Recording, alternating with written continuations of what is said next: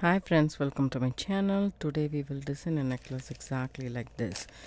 This is emerald strands that I bought from the gem show, International Gem and Jewelry Show. And this one is 3 strand. I made it into 2 strands. As you guys can see, it's pretty long.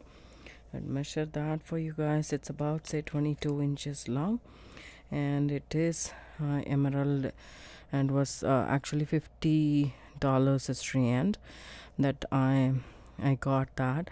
It is a gift for my aunt. So so the thing is, I made this clasp. It's a slightly different clasp than I normally do. Just do the figure 8 pattern, but you guys can see there is a double loop right there. Okay, so and this is a lobster claw clasp that I did, and as you guys can see, I hope this is the original emerald and not the jade.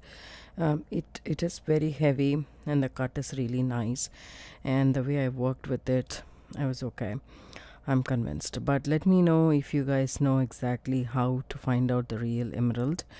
And of course the real one will be thousands of dollars, but still the decent ones. I mean, I don't even say that. I really like the jade, and I bought jade strands as well, but this one was specifically asked by my aunt, so I got that. And the similar way I'm gonna make the ruby as well. So here is the ruby strand that I have been stringing, and I'm gonna use the crimp bead, and I'm gonna use the crimping pliers to crimp.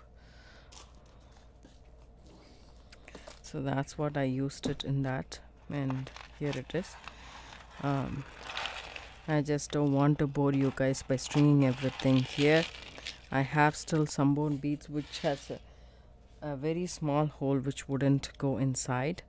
And so about the clasp, let's just see the clasp first and then come back to this. So this is an 18 gauge wire that I'm using. I'm gonna cut this wire flush.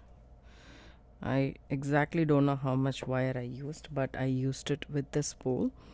We need the step looping pliers or bail making pliers for this purpose. So I took that wire and I kept it in the middle of the two mandrels, and then just make a loop. Okay, so that's a regular loop. So what you do is continue the loop so that it's a coil, and I want the coil to completely finish. So there is 2 rounds completely done. Can you see that? At whichever angle you see, you will see 2 rounds, and exactly at that point I want to cut it off. Okay, snip off the excess. And here also, so what, oh, I just snipped it off. I don't know what I was thinking. Sorry about that. Let's do that one more time. Okay, so here we go. Take that, keep it in between, and start forming the loop.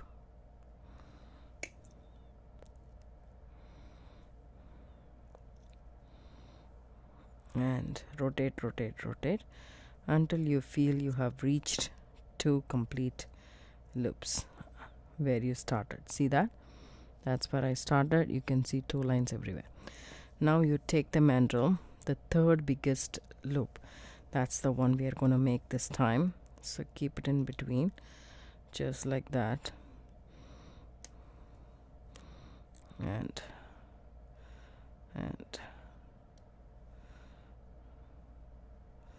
rotate that. Okay, just crisscross and cut it off exactly at the same point when it's intersecting. So slightly over, I would say. See that? Slightly over that. That's how I did last time and came out perfectly. So now what I'm going to do here is I'm going to take my pliers. Okay, if you want you can hammer this part, the biggest loop part, but see, when I pressed it, it just went and sat right there. So that's exactly what I want. and over here as well. If anything is poking, make sure you adjust all of that. And there is one more thing you can do for the pokey one. I take my emery board, okay, and feel if it actually, this is not actually pokey, but still, let me show you guys. In that one it was pokey. Just file it one side, don't go back and forth, just one way, and that will become very smooth. So that's how you file it. And this is the closure that I made for the green one as well. So what I'm going to do here is I'm going to make some space. I cut these two strands, and I know these are not equal, but whichever is small, I'm going to finish that off first and then continue with the other one. So then I can add, or I have a little bit space left, so I can add or discard some beads off and then finish the necklace. The necklace, I measured it, it is more about say 22 inches or so, so that's not an issue for me. Yeah,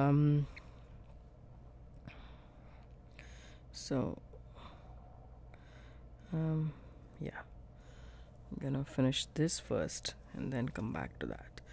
I have my bead stopper, just gonna take just two off just in case I will have to add it in that. So one end I need this much space to finish, the other end I'm going to take this, add my crimp bead. I'm using the Beadalon size 1 crimp, and then I'm gonna add it to this glass that I created. Okay, the double loop, that's where we are going to loop in. Okay, so it's nice and stable. That's the reason I created that much stable than what we used to do. Go back through my crimp bead. I can't go into the ruby. The ruby has very small hole, and the general tendency of the beading wire, bead stringing wire, this is 7-strand coated bead stringing wire, the tendency is to crisscross. So make sure it's not crisscrossed and pull it all the way up. You don't want a very smaller loop. See how thick our double loop is, so you don't want a smaller loop. I'm going to use the crimping pliers. I'm going to use the second divot, and I'm going to crush this into two. As you guys can see, that is horizontal. Now I go vertically with the first divot and then round it up. See how nicely it's done. So that's what it is. And now take my wire cutters and snip this off as close to the crimp tube as possible. Okay,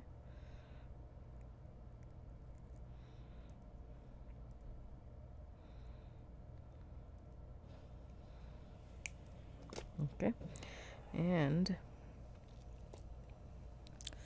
move all the beads down. So they have small hole, so it's pretty tight in there. So what I realized with the emerald is I'm going to leave a little bit of a leeway here.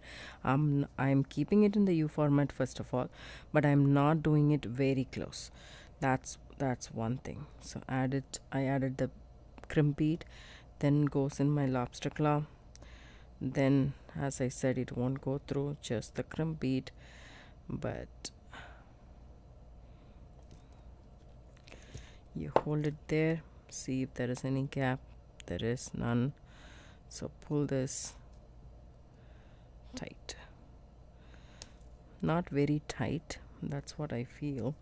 I should leave a little bit of a leeway here, not very tight. Let there be slight movement. That's what feels nice.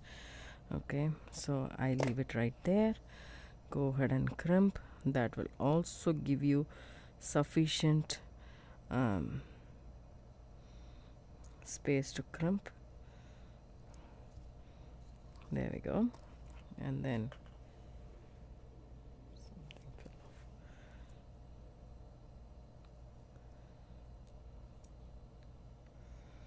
And snip this as close as possible. Okay, so that's okay. So that's neat. Now again I save my bead stopper immediately, otherwise I tend to lose them. So here we go. One side I will put the stopper in. Okay, the other side. So here is our crumb bead. Now I just keep it in the U format. Okay, and then add the beads here and bring it on just like that. Okay, see that? So I need some beads right there. Good that I removed the 2 beads. First of all, I'll finish this side so I will have more space to work with. Add my bead, crumb bead, and then attach it to this double loop. Come back through the crumb bead.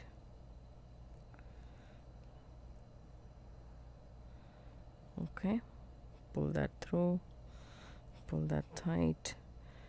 Make sure the loop is the same size as the other one, and make sure it's not crisscrossed. That's okay. Go ahead and use the second divot, which is closer to your handle, and crush it, and then go ahead with the first one vertically and crush it. Then snip off this excess wire.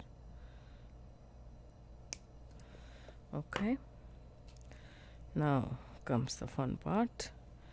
So now pull all the beads down. See, you need the bead stopper with these kind of beads. It does take a little bit of muscle to move these beads. It doesn't free flow as our normal beads. Oh my god, this one is way too tight. It's not even moving. Okay, there we go.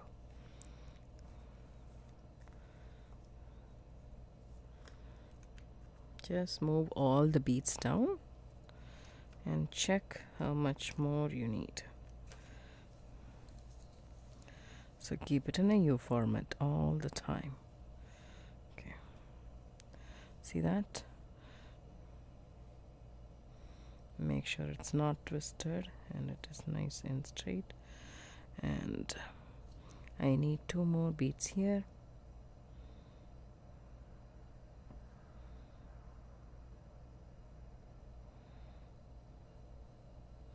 See, I still need more beads. At least I need 1 more right there. Hopefully this one should fit. Let me see.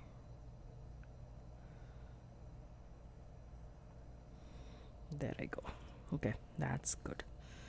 Now add my crumb bead, go through the loop in the lobster claw, come back through the crumb bead,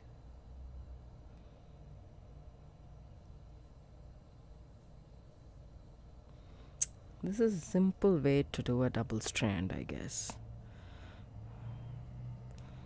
As I said, with the first strand, we are not going to do it as close to the crumb bead as possible. We are going to leave a little bit. Just pull them. Sometimes it's just kind of very tight. Beware of that. There we go. But we do need a little bit of a gap. We don't need very close, right? So let's see which strand you want to. I think this is the one. Yeah, there we go. And there we go. And just a little bit gap. That's good enough, in my opinion. If you leave it and see one more time, everything is proper.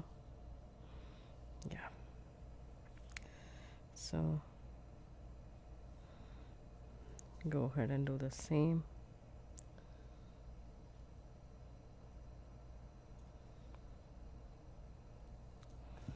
and then snip the excess wire off. That's done. That's an easy way, but at the same time, because I want the center of attraction to be the beads, not to be the clasp, but I want a workable clasp. So this is the pattern I came up with. I hope you guys like this simple tutorial. If you do, give it a thumbs up, subscribe to my channel, don't forget to hit the bell icon for notification. Thank you so much for watching. Have a good day. Bye bye.